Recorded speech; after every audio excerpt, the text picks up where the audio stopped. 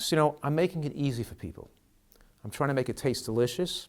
And I'm also running studies. I'm the president of the Nutritional Research Foundation. I'm running studies for people who are utilizing this dietary portfolio, including all these anti-cancer foods in their diet. And I have this acronym. The acronym is GBOMBS, GBOMBS, which stands for greens, beans, onions, mushrooms, berries, and seeds. Right? I'm not saying your diet should be all those 6 foods. I'm not saying it's all you eat, but I'm saying make a conscious effort to memorize that list and try to eat them every day if you can. Right? Did you eat your greens today? Did you eat your mushrooms today? Have a checklist.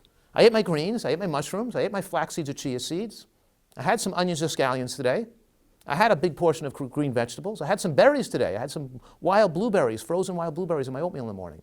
Yeah, I didn't have my blueberries today. Oh, I maybe should put blueberries tonight with my dinner then. Or maybe I'll have some pomegranates or cherries then to make up for the blueberries. In other words, the point is, make your checklist in your head.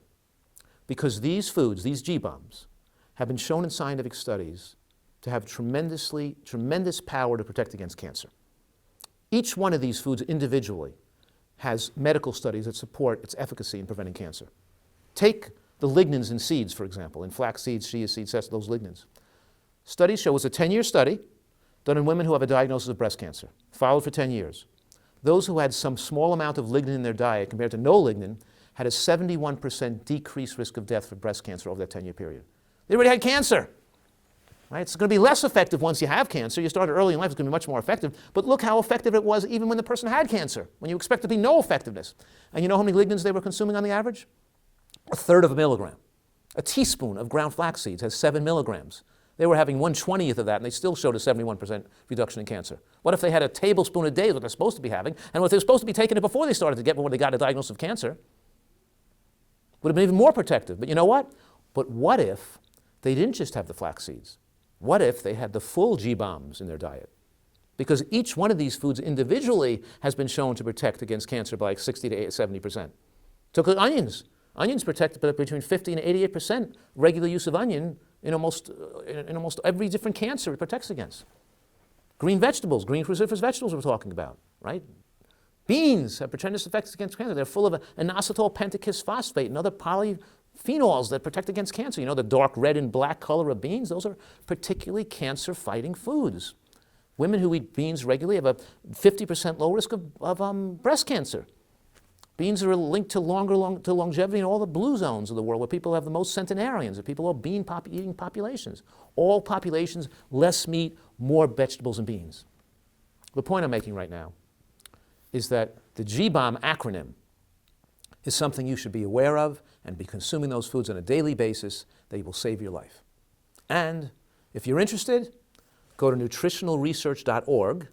And if you're a woman who wants to join our study, we've recruited over 2,000 women so far who are pledging to eat GBOMBs every day and have their medical history recorded for our study to be part of this study. And we're trying to recruit a total of 10,000, looking for more women to join.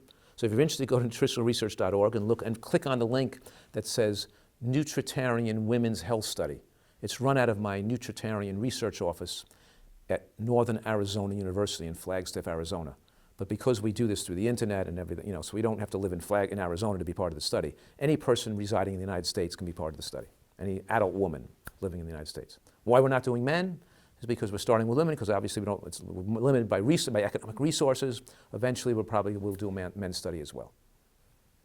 In my 25 years of practice, I've seen many people with early stage breast cancer reverse their disease or do well. I've seen many people, the most with prostate cancer, many men with prostate cancer, because you can follow their PSAs and their free PSAs and see they go down and get better. So many men with a diagnosis of prostate cancer have come to me and seen their disease reverse itself by following this nutritarian diet, this protocol that protects against cancer.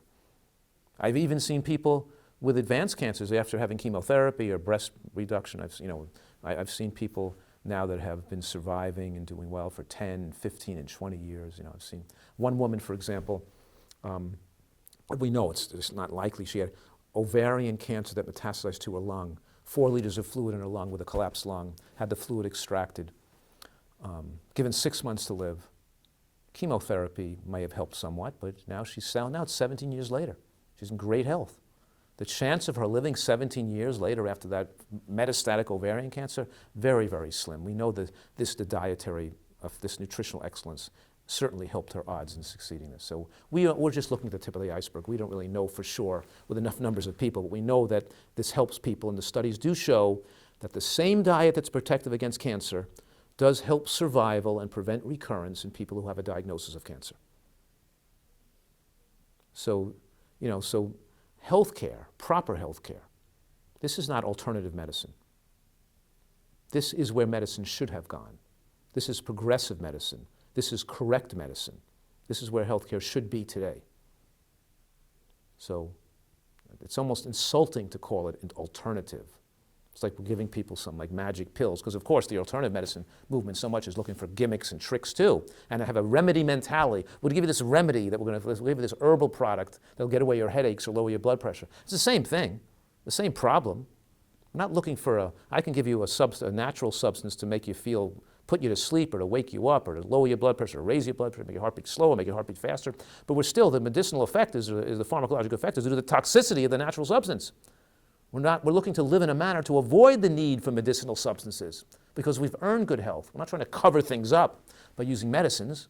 We're trying to earn good health so we don't need health care, an emergency, of course, but we don't need much health care. We don't need much doctoring. We don't need much alternative care. We don't need any kind of care. We're naturally healthy. We can save our money and we can have fun with it, not spend it on health care.